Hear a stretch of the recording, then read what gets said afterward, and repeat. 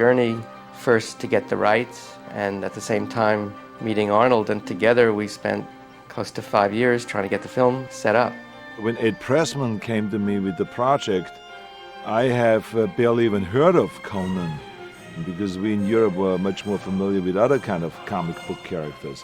But then when he sent me the comic books and when he showed me all Robert E. Howard's work and Frank Frazetta's paintings and drawings and his interpretation of the look of Conan, I was fascinated by that and fell in love with the project and with the idea. But then, of course, it was then a long road from 1977 to the time we actually rolled the camera. The first script was written by Ed Summer and by Roy Thomas, who was one of the writers at Marvel Comics. They wrote a very interesting and compelling story that could have been the basis of the movie. And ultimately, what got the project really moving was Oliver's script. I had met Oliver Stone through his agent, Ron Mardigian at William Morris, and he showed me the script for Platoon, which was a remarkable script, and it was evident that he had the talent, and he also had the interest of creating the first Conan movie. The draft I wrote, Conan, the first one, I always undertook it as one of 12. You know, I always thought there'd be like 12 movies, but unfortunately, I feel the producers of the movie misunderstood the real goal, and that they sold it short. And Arnold should have come back every year or 2 years like James Bond and done one. Oliver's script was like Dante's Inferno. It was hell on earth, and it was a remarkable conception of what the Conan movie could be. I had a lot of mutants, a lot of animals. I was into DNA cloning, all that stuff a long time ago. I mean, it made sense, right? I never was able to realize it on film, that vision. I saw armies of 40, 50,000 mutants coming at each other, you know. Oliver always wanted to direct, so we, at one point, had the idea that Oliver would co-direct with a special effects expert named Joe Alves, who had done Jaws. We spent a lot of time talking with different directors. We talked to Alan Parker. We spent a lot of time with Ridley Scott. And I remember being in London, and I think Ridley, or one of the directors we hoped would do it, turned us down, and we were sitting there totally dismayed, not knowing what to do next. We went back to our hotel room that night, and we said, look, Dino De Laurentiis is in London. He's pursuing the rights. He's here at the hotel next door. I get the picture, you know, let's sell out to him now, tonight, and let's have done with it because it's broken our hearts. Said the pressman one day came to see me with the script. He said, Dino, I want to sell this script. What is about? He said, from famous cartoon Conan the Barbarian. I read the script, was a little too violent, but was a great script. Really great script. And I did deal with Ted Pressman, and I buy the script. I buy out. And I offered the pitch to, at that time at Universal, to Ned Tannant. He was in charge of production. He loved the script. It was too violent, we needed to do some rewriting. And I said to Ned, Ned, before we do rewriting, I want to choose a director first. We chose John Milius, because he was a good writer, nice director. We did the rewriting with him, and he directed the movie. I knew nothing of Conan the Barbarian, or Robert E. Howard, or any of the books, or the comic books, or anything, until Oliver Stone came and told me about it. The one thing I knew about that I was aware of was Frank Frazetta's paintings. And of course, I loved Viking things, and I always wanted to do a Viking movie. And when I was a surfer, one of my first names was Viking Man, because I had this great big sword. Oliver had already written the script, and I read it, and it was really inspirational, probably because it was so insane. And then I saw that I could do a movie that I really wanted to do. I did want to bring this back to a certain historical grounding, and I tried to make everything happen in a history as if it really did happen. In fact, all of the stories of Conan Howard could have written them all and had all of this in the Dark Ages in a real historical period. Robert Howard, who's a strange bird from Texas, wrote these great stories, most originating in pulp, I believe. He had a great gift for this perverse mythos of darkness and death, and raging and mad Wagnerian mentality. He was convinced that the town wanted to exterminate him and this kind of thing, and he'd go home and board up his windows, load rifles. I mean, complete nut. But the best part is he's alone one night, and he feels a shadow overtake him from behind, and he knows that Conan is standing behind him with a large axe, and Conan tells him, just stay there and write. And if you don't do exactly what I'm going to tell you, I'm going to cleave you down the middle. And so he's so terrified because Conan just exudes such power and fear, and he can just see the axe glinting in his peripheral vision, that he just writes all night. And of course, with the coming of dawn, he turns around finally and Conan is gone. So he falls upon the floor completely spent, and he realizes, I only have to sleep for a few hours because then I must fortify myself, for when darkness comes again, so will Conan. And of course Conan did it, and he wrote almost all of these stories in this very short period of time because Conan was standing over him with an axe. And I've always felt this way myself. When I was working on the original storyline that we were developing, we at the same time brought in a number of artists to try to create the world for ourselves, but also to present what the film would look like to prospective studios. It was such a visual idea in the first place that we needed to project that, and we had a whole tremendous presentation, which Ron Cobb was a very central part of, along with a number of other artists.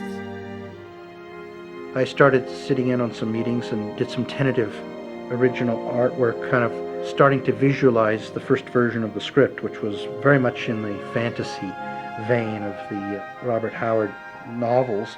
With John's massive rewrite, the picture became very action-oriented and less magical, less fantasy, more like an ancient world picture. Everything has a reflection of something that did exist. Nothing is just designed to be fantasy. It has to look like it would really work. Every single cart, every single weapon, everything has to be something that has a practicality and that will work. I was eager to design it. I wanted to be involved in making sure it was just had the right feel. So I just hogged that job entirely and drew up both of the Atlantean sword and Conan's original sword and supervised the making of them.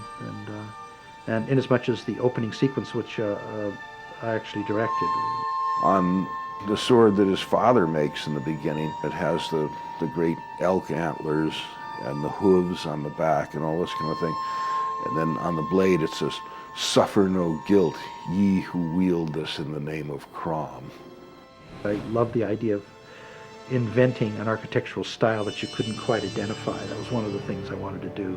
Kind of design the snake cult so that all the artifacts all look like they fit together, sort of like corporate logos and things. The symbolism in the picture was actually very important. John saw it that way, and I did as well. So we put a lot of time into making sure that they would resonate on the screen, and you'd remember them and fear them or get their significance. Conan, what is best in life? To crush your enemies, see them driven before you, and to hear the lamentation of their women. That is good. From the beginning, it was always the idea of putting Arnold, we thought of other people and none of it really worked. Arnold was already a household word. He was a major celebrity. I remember bringing Arnold in, and Dino had this great desk at the end of this long room, and Arnold walks in and says, "What does such a little man like you need with such a big desk?" Typical Arnold. And of course that freaked Dino out.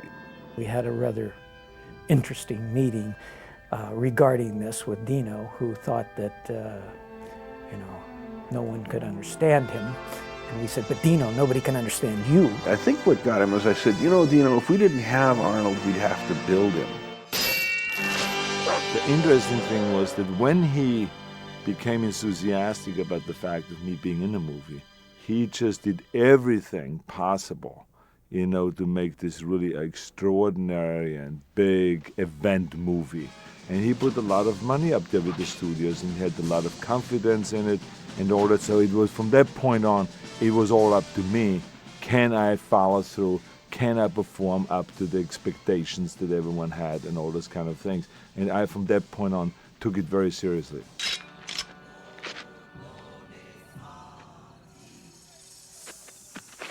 I saw all that jazz, and I saw her dance, the erotica dance, and I said, that is a Valkyrie. If ever there's been a Valkyrie on Earth, it is that woman. That's a Valkyrie, and we must find who that woman is.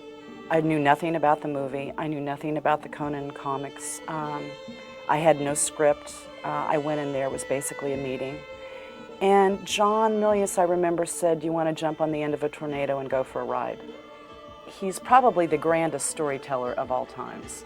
So the hours that we spent together was him basically explaining the character and the story.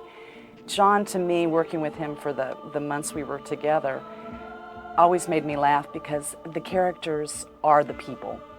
And he's looking for the person that is the person. And I think he goes, your face is right, your stature is right, your athletic ability is right. Who are you? I am Subotai, thief and archer. I am Hakenian. We said, this character should be like Jerry Lopez. And he was a very good friend of mine, my surfing buddy and everything, and never acted. And so we read some people. And I remember I read this one kid who was pretty good in some movie, and he read very well. And the agent wanted some ungodly amount of money for him. And so I said, the hell with that. And I read some other people that weren't good, and I said, well, everybody we like them because they kind of remind you of Jerry Lopez. Why don't we just go get Jerry? He'll be able to do it. And so we did. And we tested Jerry, and he tested pretty well. And even Dino was quite surprised.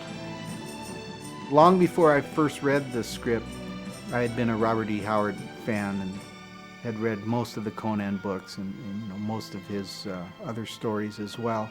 And when John said he was going to possibly do this project, we spent a lot of time together discussing all the stuff about the historical things that the characters were patterned after and stuff like that. For instance, my character in Conan, Subotai, was patterned after one of Genghis Khan's Mongol generals. So John Milius and I both did quite a bit of reading on the Mongols. Steel isn't strong, boy. Flesh is stronger. I really thought that it would be neat to make him look like a race that had disappeared.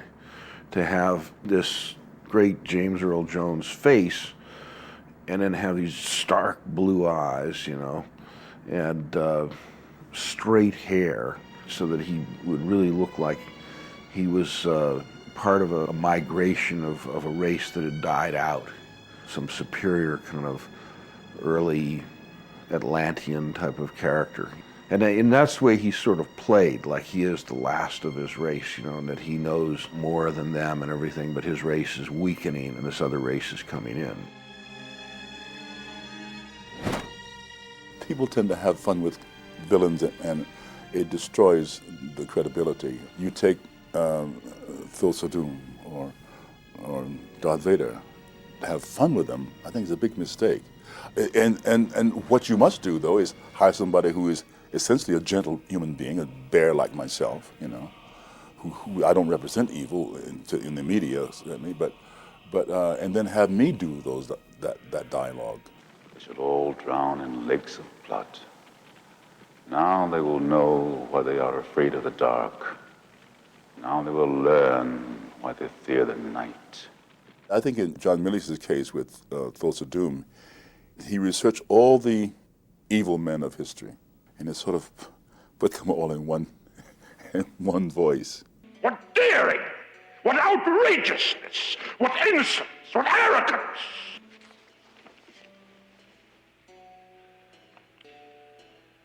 I salute you.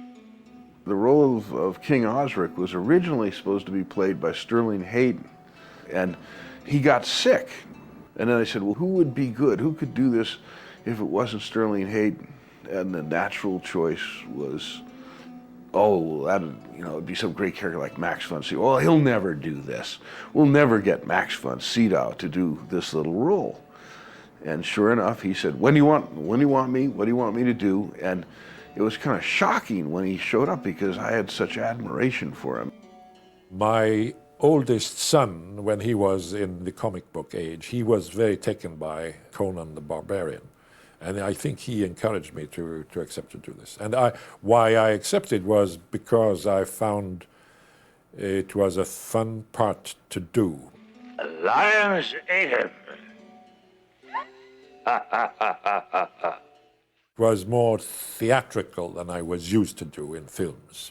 At the time, I was offered very controlled characters without any passions. And suddenly here was somebody who could take liberties. 254, take one. All I remember really is from a scene which is not in the film, which was cut out, and that was after the scene when the three thieves are presented to King Osric. King Osric is killed among his bodyguards, I believe, who has gone secretly with the snake worshippers. And Milius, who is very fond of swords and decapitations and things, he had figured out that I was not going to be decapitated, but he wanted the man to hit me with his sword right over my stomach, I believe, and almost cut me in half. So I was rigged up with big blood bags all over underneath this costume I had. And this guy came up to me and tried to kill me and hit me with his sword, and I tried to die as realistically as I could. But he missed, so no blood was shown. And Milius was very upset, and so another time, a retake, and we did it again, and the same result. It was not as spectacular as he wanted. So again, they put up these blood bags. And finally, he hit the right spot, and I was a fountain of blood. And we all fell into paroxysms of laughter because it was so extraordinary that it was, apparently not usable. So the scene was cut.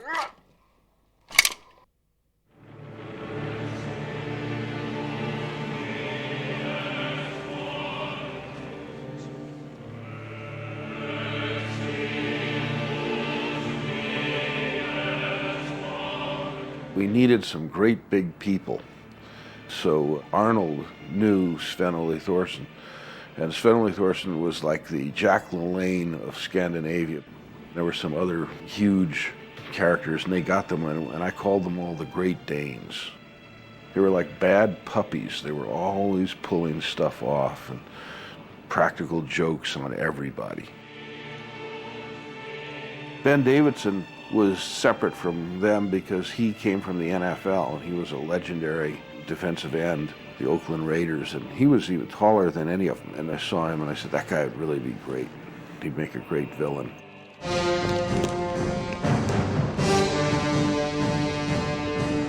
You. I remember this one thing, we were choreographing part of the fight in the orgy chamber.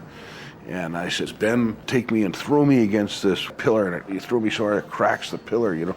Then you take your axe and swing it at me. And I duck and it just goes right over my head. Well, he threw me against that pillar so hard that it almost did crack. I mean, practically knocked the wind out of me. And I just could blink and here was the axe coming. I ducked that. Ben never did it at half speed. Ben did everything full speed.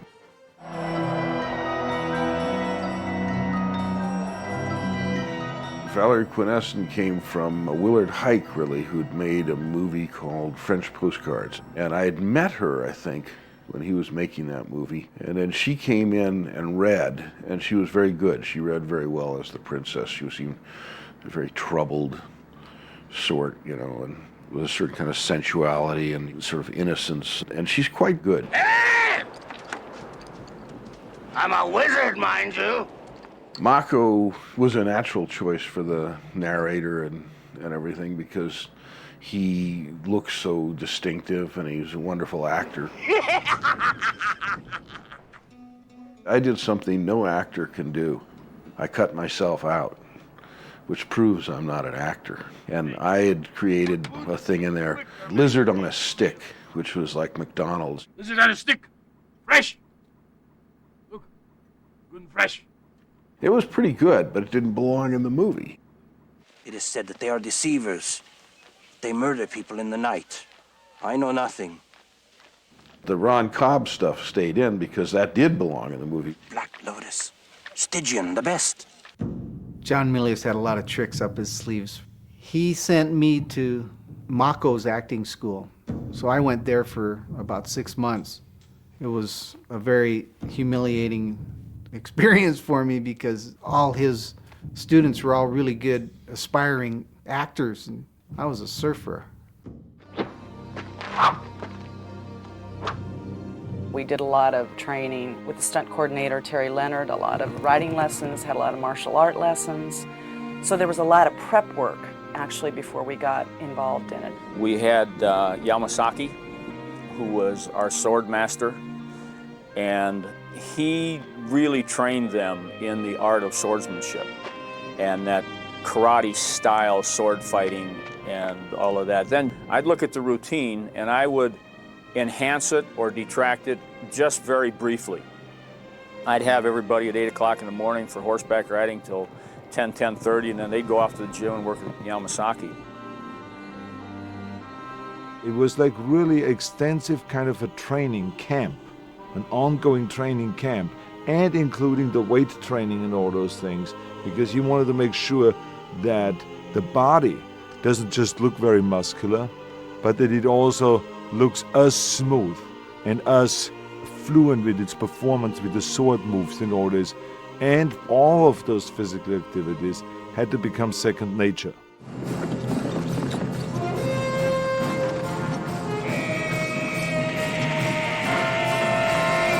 Every fight scene in the movie were approached pretty much the same way, which was that first we read what was on a page, and then we talked to the director and listened to him very carefully of what he would like to see, and add and put other dimensions to that scene that maybe is not on the page, so we could ask questions about the fight scene. Because some fight scenes would involve 20 people at one given time, and everyone is wielding a sword and swinging a sword. Some wield swords, and some plastic swords, fiberglass swords, or aluminum swords. So depending on how close one got, this determined on what kind of a sword was used, or how close you were to the camera to make sure that it looks believable. So we always approached those fight scenes like that. We talked about it and all that. Then the stunt coordinator, Terry Leonard, would go out there with us, and he would then choreograph it with the other stuntmen. All the sword sequences were really well laid out by Terry Leonard. You know, he did a stunt there that was unbelievable. He dove out of this, it was like about a 60 or 70 foot fall in this little well. It's one of the scenes where Arnold and Sandal and I sneak into the tower to steal jewels. And she cuts the guard's throat and throws him down the well. And that was Terry Leonard diving down the thing. I couldn't believe he even survived that. He dove into a pile of cardboard boxes. I mean, he's the real old style. You know, nowadays they all use airbags and stuff. The adventures that John Milius and I have been on are really a highlight of my career. And he's been a very, very loyal friend, and that's a very rare commodity in this business today. There's people that I've risked my life for that today they can't remember my name, but John does, and that means a lot to me. That time, my organization do 3, 4, 5 pictures every year. I'm gonna be physically in the back of every days in the set for every movie.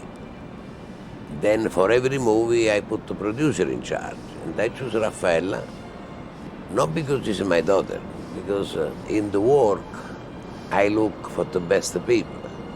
I choose Raffaella because Raffaella was and is one of the best producers in town. the world of Conan was Germany and Eastern Europe. So we went to former Yugoslavia and we started pre-production on the movie there, and we worked there for 3 or 4 months. And then we started getting a little bit concerned about the political situation, and we decided it was probably safer to move the picture out of Yugoslavia, and we moved to Spain. And so we postponed the picture by 6 months.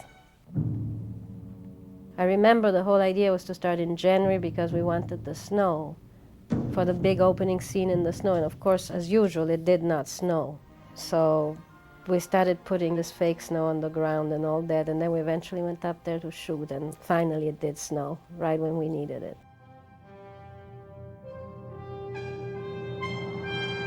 I always thought that a screenplay should open with something very dramatic, you know, with either dramatic idea or dramatic vision.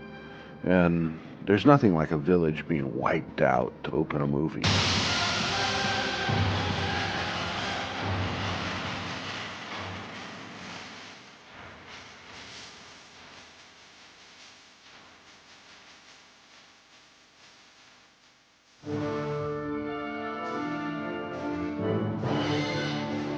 First thing I asked John is, what is the Wheel of Pain supposed to be? Is it just a big mean thing out in the middle of nowhere to torture little kids? John kind of wrote it as though it was just a big mean thing, and I suggest that we at least cynically pretend that it's there for a purpose, that it grinds grain or something. So I designed the thing to echo some Scandinavian Viking ship carvings and do it all in wood, and looked just great. But I think the biggest problem we had was that it was so well balanced that when Arnold tried to get on it to actually push the thing, it just instantly spun, and the next spoke came around and hit him in the back of the head. You know, it's like there was no effort at all to push it. You know, so for a while there, we actually had to have part of the crew, you know, on the other side of the wheel, out of the shot, pushing against Arnold, so that it would look like it was hard to push. Not only did I have nothing on, but they had the wind machine on, the most powerful wind machines. They were like 10 feet high. And they threw snow in there, so the snow blows right into my body. So I said, the only thing I want to ask for is I can get some hot tea with some schnapps. So that's what we ended up doing, so I keep warm at all, because it was like unbelievable cold. But it was a great idea to show first the feet of a little kid, and then of a bigger kid, and then a medium-sized kid, and then finally Conan.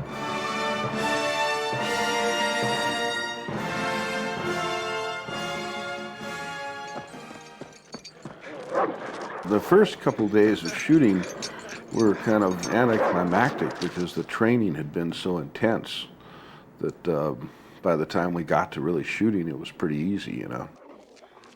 Arnold tells a story about the wolves really chasing him, and they really were, because I don't think those dogs were very well trained. They attacked their own master several times while we were there. So we did the scene, and I ran.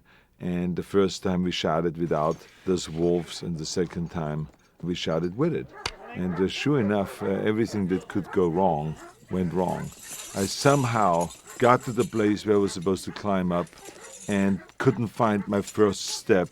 And the next thing I knew was this wolf jumping on my back, ripping me down from the top of the rock, and I'm falling down and injure myself, and the front of the animal was right in my face like this, just totally, and the animal trainer was luckily right there on top of it, pulling it away and stuff like that. So these were the first few stitches. This was like still in the morning. It hasn't got noon yet on the first day of shooting when I already got my first few stitches with the medic there. You know, and in Spain, it's not a doctor that comes to stitches up your back. It's a medic that just goes, yeah, I got a needle there, and he starts stitching you up. I'm sitting there the first day of shooting. So it was quite an interesting beginning, I would say. And then I remember the thing where Arnold did fall down the rocks, and he looks and he's bleeding, and he says, I'm bleeding. And I said, yeah, look, it looks great, don't touch it, you know. And he says, he goes, but I'm bleeding, you know. And I said, the pain is only momentary, but the film is eternal. Pain is temporary, but movies are forever. He says, this movie will be forever. There was one accident that was very, very bad for me, where my index finger got severed. It was in the battle sequence when we were inside the castle, and we were under a time limit, and I was working with an extra probably should have been a stuntman in that routine. And as I remember, the guy did the wrong move, which was called a parry. And his sword slid down and then cut my index finger. It was unfortunate. She cut her finger pretty bad. And they had to take her to the hospital and get sewed up and everything. But the concept of making an action film with major stars, there's always that element of risk. You try and wring out all the options that you have and try and make it perfectly safe. But every once in a while, somebody's going to get nicked. John Milius, instead of saying, "Oh my God, are you all right?" I remember him saying, "Valeria would never let that happen again."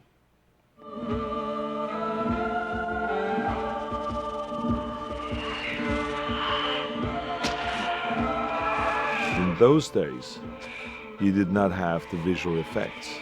You could not go and through a computer create the snake and have me maybe fight against nothing and then the snake in later on. Things that we do today. And there you had to rely on a craftsmanship and on the talent of the people that would build a mechanical snake. A snake that looks exactly like a snake and has the texture of a snake, was gigantic, the mouth like this, and really long and big, but it had to really move. When the snake was built, it worked really great, but it wouldn't fit in the set. Only part of the snake would fit in there. You could only push the front end in. The worst part, I remember, was that I had to shoot arrows through it. And I had to do it because I turned out to be the best archer. And I had to shoot the arrows right past Arnold's head into the snake. Now, it was an easy shot. It'd be nothing if he wasn't there, but it really bothers you when somebody's there. I remember one day going to the swimming pool, and the guy comes there and dumps in these huge snakes that are like this thick around it. And I'm swimming there, and he's dumping in this snakes, and they were just coming towards me. He says, "Don't worry about it, they're not dangerous." Dr. Tiva came onto the set with a variety of snakes for me to get to know. Luckily, as a soldier in the U.S. Army, I was trained with the Rangers. And part of our survival, we had to befriend a snake, which means take a non-poisonous snake and take it into your association, put him in your uniform, let him sleep with you, get to know you. And at the end, of course, you ate him. So I know a little about snakes. And being a farm boy, I knew about snakes, except as farm boys, we tend to be very hostile to snakes. A snake was automatically evil, automatically harmful. And so we'd always destroy them. But I learned how to coexist with them. So when I came to the set, I had a little bit of background in that already. Perhaps too much, because the doctor said that the snake was too comfortable around me. And they had to sort of fluff him out to get him moving so he looked live. The snake doctor was a wonderful guy, and he just did some wonderful stuff. And he was a really interesting character. He had these beautiful girls that would attend to him, and they would go and get the snakes and bring the snakes to him. And he would give everybody a snake. Everybody had their snake, and he said, "I can't stand how human beings don't trust and like snakes," because he loves snakes. So he gave me my own boa constrictor, and I'd wrap it around my neck, and I'd leave it there all day, and I was trying to get used to it. And of course, it got used to me, but I never kind of really got used to it. I guess Thulsa Doom's metamorphosis into the snake is best taken for granted. In other words, it's best not explained. It is mythology. And any more than you need to explain the unicorn or the satyr, you don't explain Thulsa's snake. The idea of him turning into a snake was really kind of that he has powers, that he can transmute into a snake, because he is the head of the snake cult. The way he changes into a snake was we just made a very, very good mask of him, and then we simply put a snake head armature behind it and just pushed it out. We did have a mechanical snake that comes out of his neck and starts to slither down, and then we made a very good miniature with a very big snake.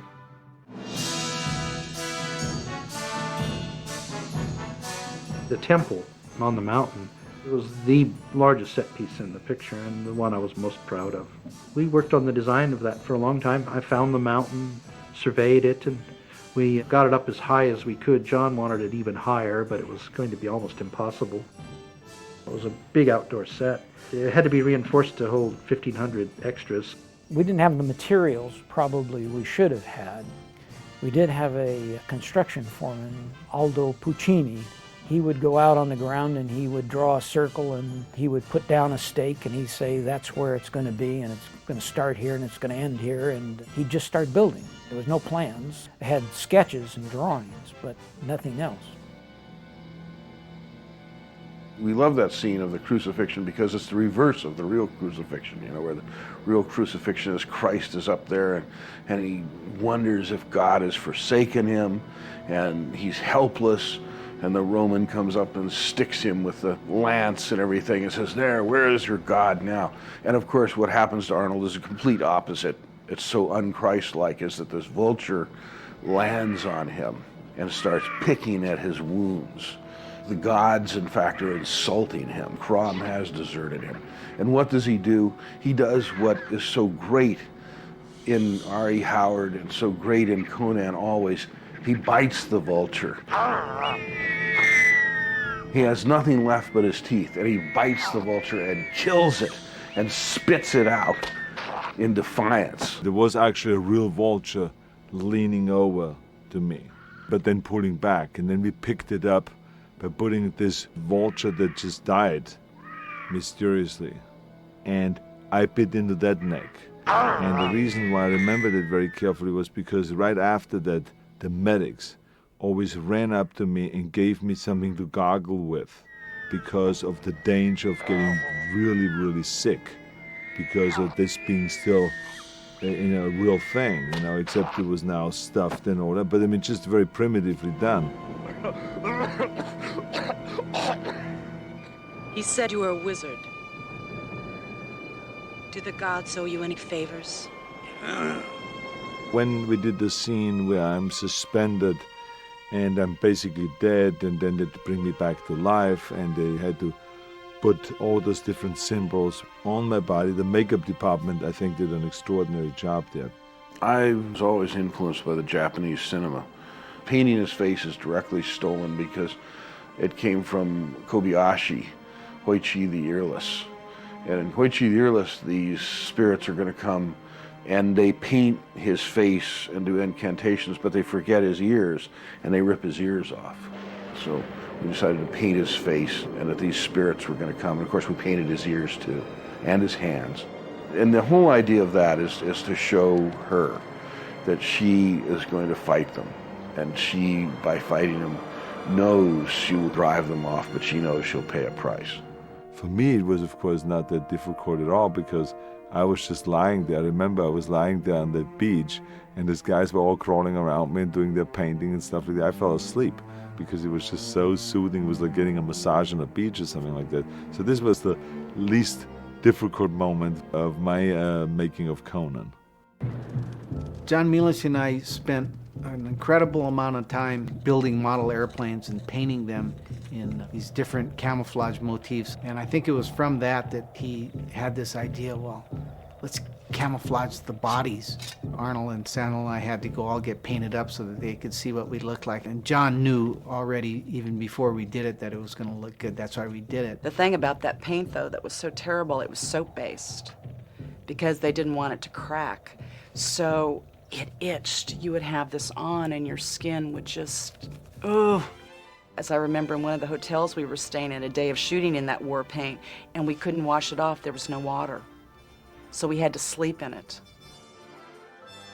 The real hidden truth of the cult of Set and of the cult of Thulsa Doom was that they were cannibals and that they were eating human beings and tasting of the most forbidden fruit. And so you wanted to see that. You wanted to see all the bodies that are skinned and gutted like animals hanging up, and then making the soup, the sacred soup, and carrying it. And we called it split pea in hand because it looked like split pea soup, but you saw these hands in it, you know. All these sets, everything always had a reflection in history. And so the Stonehenge, there were many all over Europe.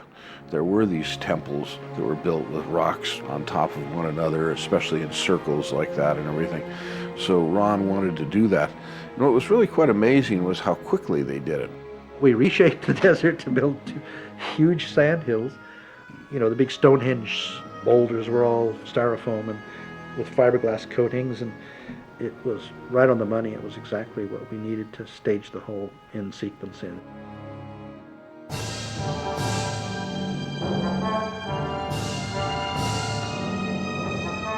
The one trap is really good, you know, where you see him building that, and it really works because you see his helmet and you see him hit it with the hammer, which sets the whole thing off, then it swings around and skewers him.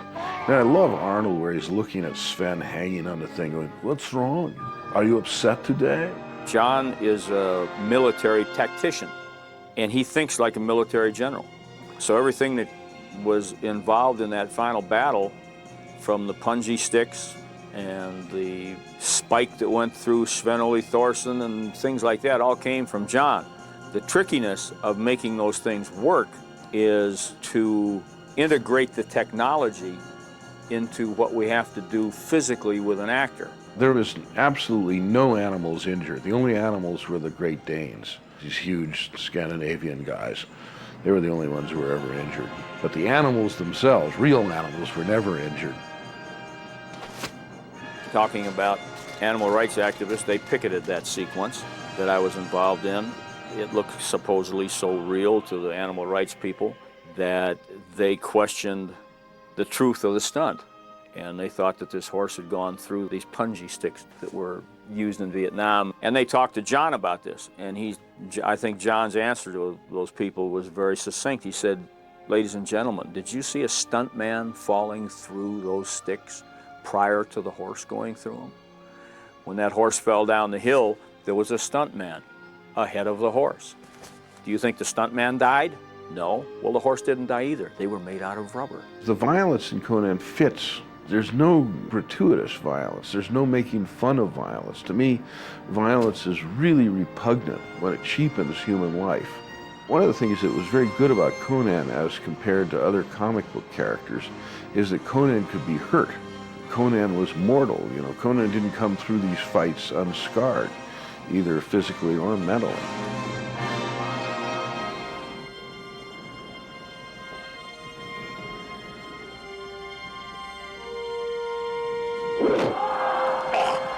He wore a specific harness, protected him from the ear to the shoulder, because I was supposed to hack on the beginning of the neck. We practiced it, first with a very light sword and then with a heavier sword. And it was amazing that because of all the practice that we've done for this scene, that James Earl Jones felt comfortable enough that he actually himself stood there. So I did the scene over and over with him from behind my shoulder, from the side, over his shoulder and all that. And I think they used in a dummy for some close-up from behind where they didn't need either one of us. Thulsa Doom is in the movie only as that element that leads Arnold on his quest for revenge. And until Arnold gets underway, he is only focused on revenge. That's all he thinks about. He's not a hero until he goes beyond revenge to kill the evil force for the whole world. Then he becomes a hero. The idea was that was always going to give you a hint that this was going to be more than one movie. It should have been the beginning of the trilogy. The trilogy was, each one was about something. And the first one was about strength, raw strength. The second one was about responsibility. And the third one was about kind of tradition and loyalty. You know, where I was going was that ultimately there are things that people do things for that are larger than them.